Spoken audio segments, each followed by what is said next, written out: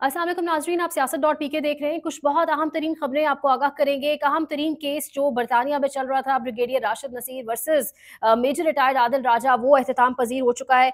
4 दिन यानी 21 से लेकर 25, 21 जुलाई से 25 जुलाई तक ये केस चलता रहा। कुछ अहम तरीन चीज़ें सामने आ रही हैं दोनों जानिब से, वो आपके सामने रखेंगे। फैसला क्या हो सकता है, कुछ बड़ी बीच में तहलका-खेज़ इंकशाफात भी हुए, वो तमाम तर चीज़ें आपके सामने रखेंगे। गंडापुर वज़ीर आला KPK, हुकूमत पाकिस्तान तहरीक इंसाफ की KPK के अंदर उसको गिराने की कोई तैयारी क्या की जा रही है। गंडापुर वर्सेस मोहसिन नकवी, ये क्या सारा मामला चल रहा है। इमरान खान के बेटों के खिलाफ कैंपेन, तमाम तर चीज़ें आपके सामने रखते हैं। लेकिन आगाज़ करेंगे बरतानिया में एक अहम तरीन मुकदमा, brigadier Rashid Naseer versus major retired Adil राजा।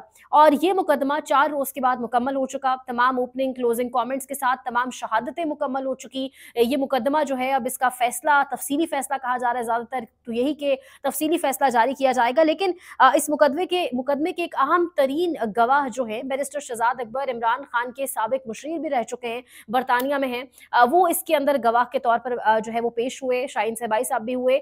बैरिस्टर शहजाद अकबर ने कुछ बड़े अहम तरीन इंकशाफात किए हैं। एक तो ये इंकशाफ है कि ब्रिगेडियर राशिद नसीर ने हल्फ गालिबन कुरान पर नहीं लिया। एक ये इंकशाफ भी चल रहा है, लेकिन इसके साथ साथ उन्होंने बहुत अहम तरीन इंकशाफात किए हैं। आपको एक-एक करके सुनवाते हैं, छोटे-छोटे क्लिप्स हैं। किस तरीके से उन्होंने कहा कि आदिल राजा ने क्रॉस एग्जामिनेशन के अंदर कमबैक किया। अरशद शरीफ शहीद के केस के अंदर उन्होंने तमाम तर जो रिपोर्ट्स थी, फिर कीनिया की रिपोर्ट, फिर पाकिस्तान के अंदर कुछ एजेंसीज़ की इन्वॉल्वमेंट, तमाम तर चीज़ों को उन्होंने किस तरह से खोल के सामने रखा। और इसके साथ-साथ शहजाद अकबर साहब ने अपने हवाले से भी बात की कि किस तरीके से मेरे हवाले से भी कहा गया कि NCA यानी नेशनल क्राइम एजेंसी के साथ मेरे ताल्लुकात हैं या मेरे रवाबित हैं। और इसके साथ-साथ ये भी कहा गया कि कुरान पाक पर हल्फ नहीं लिया गया, और साथ ही साथ कुछ मज़ीद अहम तरीन बातें की गई। पहले आप ये सुनिएगा। राशिद नसीर साहब ने आगे ये कहा कि वो जो उनके गवाह थे, वो हमारे बड़े पुराने दोस्त जो हैं, या जिन्होंने उनको सस्तार किया, फ़ोन किया, वो जो उनके दोस्त थे, वो ये मुर्तज़ा अली शाह साहब थे। तो उसमें भी लाज़मी क्या लग गया, क्योंकि आई थिंक पिछले दिन साहब ने ये कह दिया था कि भाई मुर्तज़ा शाह ही होने। खैर वहाँ पे एक इंटरेस्टिंग चीज़ राशिद नसीर साहब ने ये भी की कि उन्होंने कहा जी कि मेरा जो फ़ोन नंबर है, वो पिछले दिन एक पहले दिन उनका जरा हो रही थी, तो उन्होंने कहा जी मेरा जो फ़ोन नंबर है, क्योंकि उनसे कहा गया कि आपको कहाँ से फ़ोन लोगों को आ गए। तो उनका ये कहना था कि मेरा जो फ़ोन नंबर है वो शहजाद अकबर के पास था, तो उसी ने लोगों को दिया होगा कि आदिल राजा ने बहुत बड़ा कमबैक किया अपने क्रॉस एग्जामिनेशन के अंदर, और उसने फिर कोई 6-7 चीज़ें पॉइंट आउट की। जो FTT की रिपोर्ट थी, जिसके अंदर ये वाज़ेह तौर पर नजर आता है, वहाँ ब्रिगेडियर फ़हीम का ताल्लुक नजर आता है, ISI सेक्टर कमांडर का ताल्लुक नजर आता है, ISI का ताल्लुक नजर आता है, कीनिया की इंटेलिजेंस एजेंसी का ताल्लुक नजर आता है, और फिर इनका आपस का गठजोड़ नजर आता है। वो तमाम चीज़ें उसने पॉइंट आउट की, और उस लम्हे में देख सकता था कि जज साहब भी जो थे वो काफ़ी ज़्यादा लग रहे थे कि ही वाज कमिंग बैक, वो जी अच्छा भाई ये ठीक है। और फिर ये बहुत ज़्यादा उनकी सोर्सेस को लेकर भी बात हुई। खैर मेरा ये ख्याल है कि आदिल राजा जो थे वो बहुत अच्छा अपना वहाँ पे डिफेंस जो था। अच्छा, यहाँ पे शहजाद अकबर साहब ने ये भी कहा है कि ब्रिगेडियर राशिद नसीर का कोई गवाह मौजूद नहीं था, और उनका गवाह, उन्होंने पहले कहा कि गवाहान मेरे हैं, कुछ दोस्त हैं, कुछ सहाफ़ी हैं यहाँ पर बरतानिया में, इसके साथ-साथ कुछ बरतानवी एजेंसीज़ के लोग भी हैं, लेकिन एंड पर उन्होंने कोई गवाह पेश नहीं किया। और उनका एक गवाह था मुर्तज़ा अली शाह। वो कहते हैं कि जब मुर्तज़ा का नाम अदालत में लिया गया, तो अदालत में कहके लगे, क्योंकि सब पहले ही बात कर रहे थे कि ब्रिगेडियर साहब का जो गवाह है वो गालिबन मुर्तज़ा शाह ही होगा।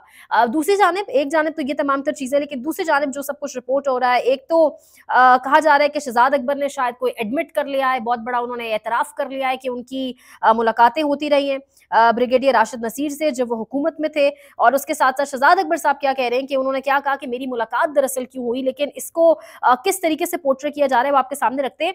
On the last day of trial, lawyer for the defendant Adil Raja was asked to prove why he thought the publications were in the public interest, the credibility of his sources, their veracity and whether they existed at all in the first place और the stories were made up. Basically पूछा गया कि क्या जो तमाम तर publications या तमाम तर जो आपने बातें की आवाम के सामने, क्या वो आवाम के इंटरेस्ट में थी। आदिल राजा ने ये प्रूव करना था, दूसरी साइड ने ये प्रूव करना था कि क्या जो आपके ऊपर इल्जामात लगे या जो आपके हवाले से बातें की गई आपके साथ मंसूब करके, क्या वाकईतन आपको उन तमाम तर चीजों से कोई नुकसान पहुंचा, वाकईतन कोई आपको हार्म पहुंचा या नहीं पहुंचा। और इसके साथ साथ जज ने कहा कि द न्यूज कह रहा है कि द जज remarked that he had gone through the report and it doesn't implicate the ISI in the killing and there is no finding। जज साहब ने, द न्यूज के मुताबिक जज साहब ने कहा है कि कोई ऐसी फाइंडिंग मौजूद नहीं है, कोई ऐसा सबूत मौजूद नहीं है रिपोर्ट के अंदर जो ये बताता हो कि ISI एजेंसी जो है वो अरशद शरीफ शहीद के कत्ल में मुलव्वस थी। शहजाद अकबर के हवाले से कहा गया, अब द न्यूज लिख रहा है कि शहजाद अकबर ने एडमिट किया कि वो ब्रिगेडियर राशिद नसीर से राब्ते में थे जब हुकूमत इनकी थी 2022 में, और ब्रिगेडियर राशिद नसीर ने से ये भी कहा उन्होंने कि जल्दी जल्दी स्पीड अप करें केसेस शहबाज शरीफ के, ताकि उनको सजा दी जा सके। लेकिन शहजाद अकबर कह रहे हैं कि मैं बिल्कुल कांटेक्ट में था जब हुकूमत में था, लेकिन वो कांटेक्ट इस हवाले से नहीं था, बल्कि वो कांटेक्ट मुख्तलिफ और चीज़ों के हवाले से था, और फराह गोगी से मुताल्लिक कुछ केसेस और उन हवालों से भी बात की गई है। तो इस तरह से ये तमाम तर चीज़ अख्ताम पजीर हुई। इसके साथ साथ ये भी कहा जा रहा है कि कुरान पर ब्रिगेडियर ने हल्फ नहीं लिया। दूसरी जानिब से 3 गवाहान पेश किए गए, colonel Akbar, major retired Adil Raja की जानिब से शहजाद अकबर और शाहीन सहबाई, लेकिन ब्रिगेडियर की जानिब से, ब्रिगेडियर राशिद नसीर नसीर की जानिब से कोई गवाह नहीं पेश किया गया। ब्रिगेडियर राशिद नसीर ने यह भी कहा कि मैं क्योंकि यहाँ महफूज जो है वो नहीं फील कर रहा, इसलिए मैंने अपनी जो साहबजादी हैं उनको अमेरिका भेज दिया। पहले गालिबन उनकी साहबजादी का एडमिशन भी बरतानिया की किसी यूनिवर्सिटी में हुआ था। तो बहरहाल केस तमाम तर शहादतों के साथ क्लोज हो चुका है। फैसला क्या आएगा, एक अहम केस है, पूरी दुनिया ऑब्वियसली इसको मॉनिटर कर रही है। अगेन ओपन कोर्ट से आजाद अदालतें यहीं से आगे बढ़ेंगी अगर तो गंडापुर, अली अमीन गंडापुर के हवाले से इस वक्त कल जो एक प्रेस कॉन्फ्रेंस की गई और गंडापुर ने प्रेस कॉन्फ्रेंस में जो बातें की वो ये अमीर अब्बास साहब का आप क्लिप सुने।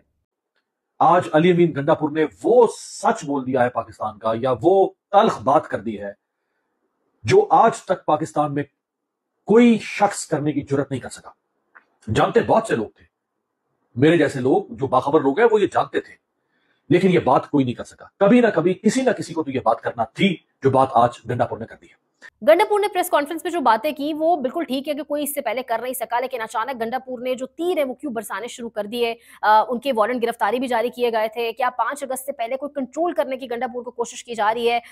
लेकिन अगेन सवाल तो उठता है, आवाम पूछ रही है कि कंट्रोल तो गंडापुर ऑलरेडी है, क्योंकि जिस तरीके से सेनेट इंतखाबात हुए और इमरान खान की जो ताजा तरीन ट्वीट है, जिस ट्वीट के अंदर वो कह रहे हैं कि मेरे से सेनेट इंतखाबात में नामजदगियों के हवाले से कोई मुशावरत नहीं की गई, लेकिन गंडापुर ने तो अपनी सरपरस्ती में असेंबली के अंदर खड़े होकर वोट डलवाए और जिस तरीके से जो है वो लोगों को जिनको वो चाहते थे सेनेटर बनवाना, जिसके हवाले से ये कहा जा रहा है, खान साहब ये कह रहे हैं कि मैंने तो कोई भी किसी किस्म का कोई नाम भी जो है वो मेरे से मुशावरत ही नहीं की गई। तो गंडापुर की ये स्टेटमेंट्स एक जगह पर है। दूसरी जानिब जो पूरी दुनिया देख रही है, वजीर दाखिला साहब हमारे कह रहे हैं जी कि वो कौन सी शख्सियत है जो एक केपीके की एक बड़ी अहम तरीन शख्सियत है जो महाना जो है वो तालिबान को ठीक ठाक रकम देती है, पैसे देती है। तो एक जानिब पूरी दुनिया ऑलरेडी आप पर इल्जाम तराशी दहशतगर्दी के हवाले से करती है और आप अपने मुल्क के अंदर किसी वजीर आला के हवाले से ये बात कर रहे हैं। अब ये मोहसिन नकवी ने कहा है कि एक अहम सूबाई ओहदेदार डेरा इस्माइल खान में तालिबान को कितने पैसे हर माह देता है, जिस पर माजिद निजामी लिख रहे हैं शायद इतने ही पैसे जितने एक टीवी चैनल के मालिक लश्कर जंगवी के मलिक इसहाक को दिया करते थे।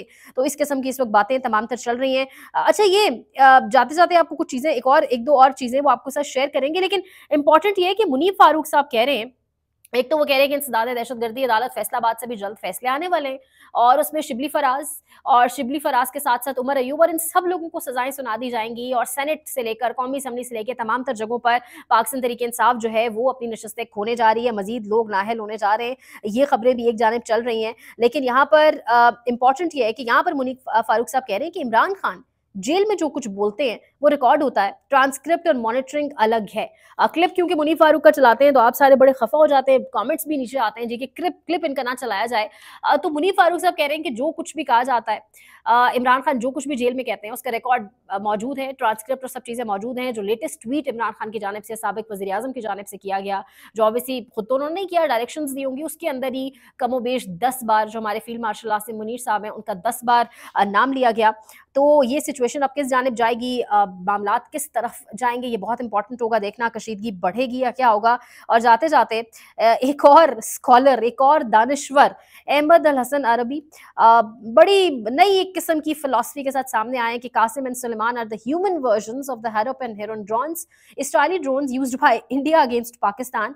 PTI's campaign against Pakistan amid looming Indian misadventure is a coordinated move by our enemies to weaken us before an Indian attack. दोबारा जोड़ा जा रहा है इमरान खान को, पीटीआई को इसराइल के साथ कि पाकिस्तान को कमजोर करने की कोई कोशिश की जा रही है। अमीर अब्बास साहब कह रहे हैं रियासत अपनी वकालत के लिए इसी तरह की मसनूआत तैयार करती है। इस शख्स को दानिश्वर बनाकर चंद माह पहले अचानक लॉन्च किया गया था ताकि ये इस हाइब्रिड निजाम का वकील बनकर गोबर को हलवा साबित करता रहे। इस रिपोर्टर की बदकिस्मती है कि फौरन बेनकाब हो जाता है। इसका चौपान कौन है, इस रेवड़ माजरत के साथ इस रेवड़ की बदकिस्मती है। तो ये इस वक्त तमाम तर सिचुएशन और तमाम कहानी है। देखते रहिए siyaasat.pk।